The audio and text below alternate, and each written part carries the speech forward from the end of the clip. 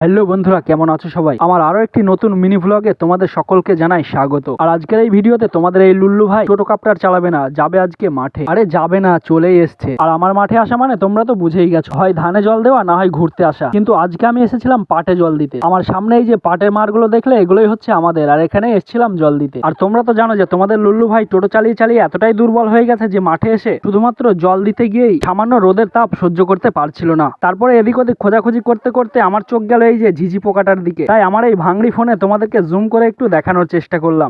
ওই যে লাল রঙের দেখতে পাচ্ছ। আর তারপরে ওই ঝিঝি পোকাটার সঙ্গে একটু ইয়ারকি মেরে আমি একটা সুন্দর ছায়া জায়গা খুঁজতে বেরিয়ে পড়লাম। আর তারপরে কিছুক্ষণ হাঁটার পর একটি সুন্দর ছায়া জায়গা খুঁজে পেয়ে গেলাম। আর এই যে এখানে বসে আমি কিছুক্ষণ টাইম পাস করব, কারণ আমাকে 1 ঘন্টা এখন মাঠেই কাটাতে হবে। আজকে বাড়ি থেকে আমাকে বলেই দিয়েছে যে 1.5 ঘন্টা জল দিতে হবে। আর এখন সবাই মাত্র হয়েছিল মাত্র 30 মিনিট। তারপরে এখানে কিছুক্ষণ আরাম করে বসার পর পিছনের দিকে কিসের যেন একটা আওয়াজ চলে আসলো। আর সেটা শুনেই আমি ভয় পেয়ে গেলাম।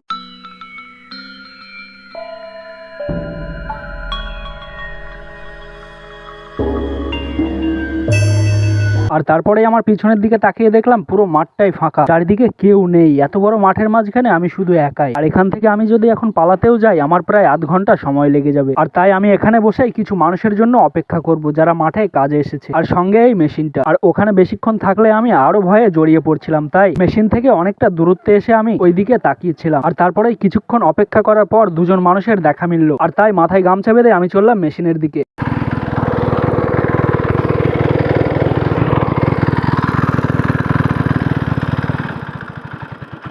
আর তার সঙ্গে তোমাদেরকে এটাও দেখিয়ে দিলাম যে আমি কোনো ভূতে টুতে ভয় পাই না।